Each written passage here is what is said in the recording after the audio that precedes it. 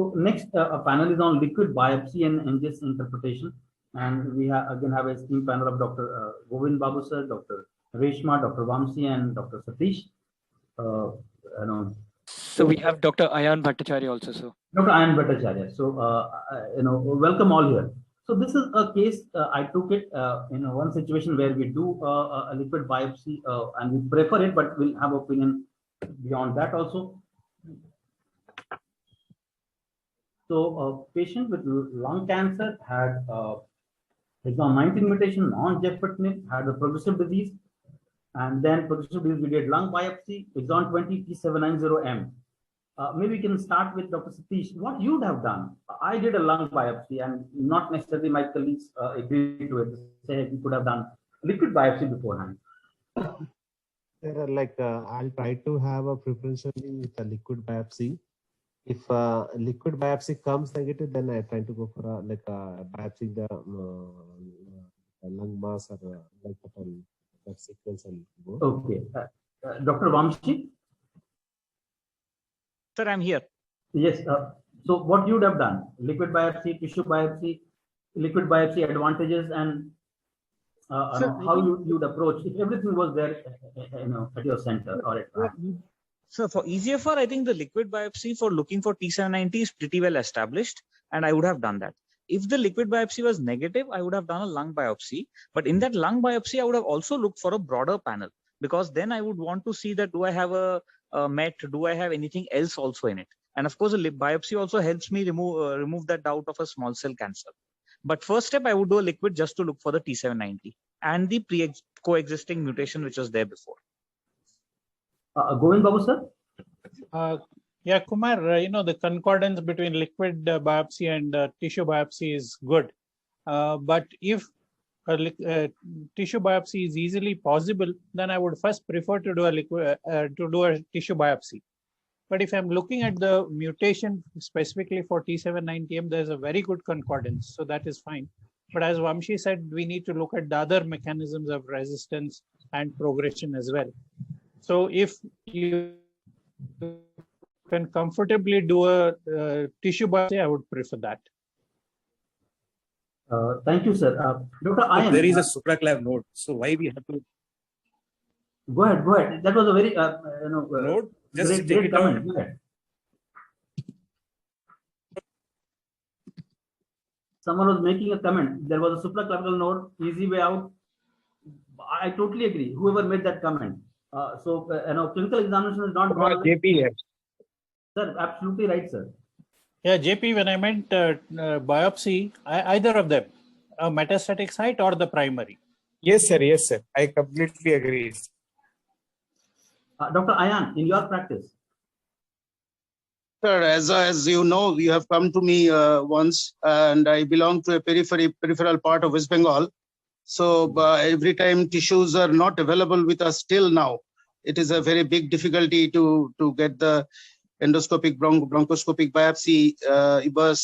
Everything is not available yet now. So we have a very good tool now in the form of liquid biopsy, and I can get some definitive diagnostic ideas and definitive therapy regimens through the liquid biopsy, sir.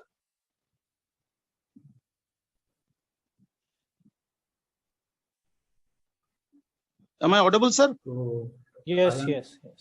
Now you're audible. In between we lost you, but now you're audible. Go ahead, sir. So I was talking about that liquid biopsy plays a very important role, sir, in our peripheral districts, because tissues are not always available. And it's not easy to get. I totally agree. My student who was working at Patna and Yes, IGMS absolutely had the same problem, and he wrote a paper. Then we requested him write a paper on it. So people do understand. Many times we always think this is the only sequence we need to have, and Dr. JP comment was valid. So you Yes, don't have only one simple sequence, and it is good to have your knowing your limitations in your clinic and also the clinical judgments. But important thing to remember is that if you're looking for T790M, don't forget the sensitivity and specificity, 73% and 67% respectively with PCR-based technology. Now coming to NGS and liquid biopsy, Vamshi, is there, how do we interpret? Same as tissue, or we do have a different interpretation criteria for NGS and liquid biopsy? So one thing is we need to look at the amount of ctDNA that was present. If you're having less of ctDNA, then the NGS in my book will be a little less reliable. That is one thing. Secondly, I'm not sure whether the fusions and others are very well picked up by all NGS models. So for example, the Garden 360 that has been kind of validated for everything. So I'm okay with that. But many of the other reports really in India, especially, I'm not very sure how well validated they are for the fusions. Also for the PDL1, though people are reporting PDL1 mutations on liquid biopsy, and they're talking of PDL1 sensitivity, I don't know whether that is really correct or not. So that's my take on it. Dr. Satish, NGS interpretation in the tissue and the liquid biopsy? Sir, I'll agree with the totally with Dr. Vamshi. See, reporting by NGS, NGS liquid biopsy, we are having limitation. That whatever limitation we are able to pick up, like T790 mutation, and fewer things we are able to pick up, and that is a DNA-based method. Sometimes we are going to miss fusion genes, and even because the foundation one is able to pick up by RNA-based technology, that none of our Indian labs, they are not going with the DNA-based. If you are missed like that, I will able to pick up by second run by RNA-based technology, that they are not doing, but liquid biopsy. That's what one thing we are going to miss actually. And if you are having a tissue-based NGS, you are able to, even though you are limited by DNA-based technology sequencing, you are able to pick up actually. And other thing Vamshi has commented, you are able to pick up the other mutations. You are able to resistant mutation. You are able to pick up by tissue-based NGS. That is the one thing.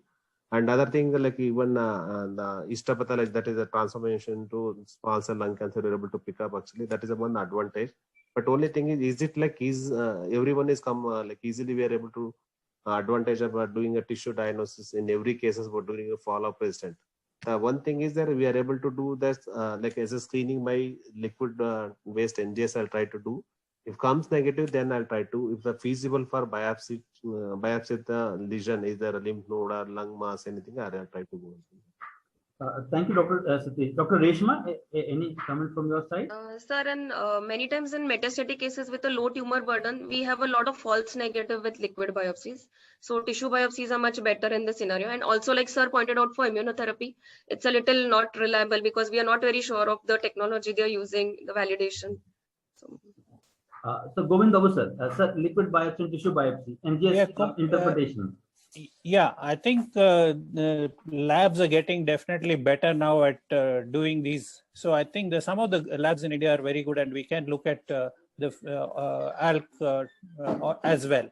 But what I'm looking at in the future is actually looking at burden of these mutations. Like for example, T790M. I think we will go the way that we are looking at BCR-ABL in CML. Quantitate, see the response, assess how they're falling. And I think there are some initial papers already showing that. So that's a fantastic way for liquid biopsy. And the other one I would like to tell is our just work which we have finished on drug testing on circulating tumor cells. So we are just publishing that soon. So I think that is another exciting thing that can be done with a liquid biopsy. Thank you, sir. One of the another aspect to remember will be that when we do the tissue biopsy, you do have those 10%, 20%, 30% tumor cells, what we talk about, and that's predefined. In the liquid biopsy, the ctDNA has a lot many competitors. You have a whole amount of normal DNA in the blood. That is where it competes from. And that's the reason the allele frequency, what we take there, at least around 5%, we take the cutoff by and large, most of the lab. For the liquid biopsy, if you take an NGS, usually the cutoff maybe 1% or 0.1%, because you have to go far more depth to find out those mutations in the liquid biopsy. That is one aspect to remember when you get the report, because initially I used to get worried why 5.1% they are saying it is positive on liquid biopsy. So that was one aspect. Any other comment, closing comment by any panelist? So just wanted to talk of the CTC that you just spoke about. I don't last few patients we have done some efforts, but everywhere the CTCs don't really seem to be picking up either the source of origin. The IHC being done on CTCs are still not very validated. The report on That CTCs are is not very good, sir. it's a difficult field, Vamshi. In fact, that is why it is not picked up at all. There are Correct, very sir. few labs who can really do good work, and most of them are not in commercial labs as of now. It's all, you know, Correct. I'm lucky to work with 2 labs in Bangalore. They are all academic labs, so it's very difficult, and that's why it's not picked up. Whereas Correct. ctDNA is much easier, and our technology is much better there. So we still need to wait for some time. So why I just mentioned was we had some exciting data that came out. You know, we were looking at drug testing on the CTCs in lung cancer. So we're just going to publish that soon. So absolutely agree with you, sir. The problem is some labs are giving it commercially, and that, you know, is kind of misleading as good. So I think that should be avoided as a message. Yes. I think we should keep that in mind. So I think we can have the message that CTC, good research tool, ctDNA, good diagnostic tool, and that should be the take home. Yeah, that's right, Kumar. If there is no other comments, then I thank all the panelists, and if any questions from the audience, we can take it, or we can move on to the next case. Kashish? So we have a few questions, sir. Shall I display them, sir? Go ahead, display them fast so that we can move on to the next. Sure, sir.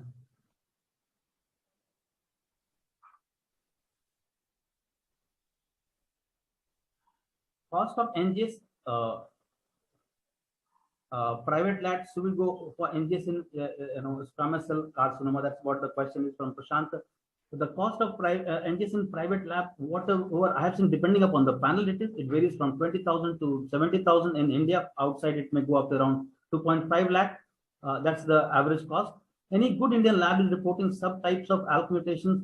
There are some, you don't need to have it unless you want to do kinase domain mutation during resistance. Otherwise, knowing V1, V2, V3 doesn't help. So one can leave that.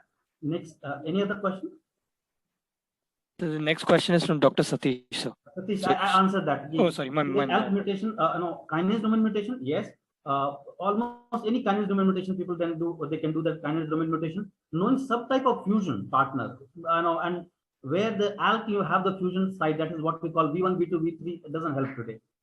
So, is there any Indian lab reporting of ALK subtype mutation like sensitive or resistant ALK mutations by NGS method? Yes, there are multiple labs. Satish, naming the labs is not a good idea. That's why I don't do in any panel. And I can share with you whatever project we have done with certain people who we are comfortable with. So I'll share with you.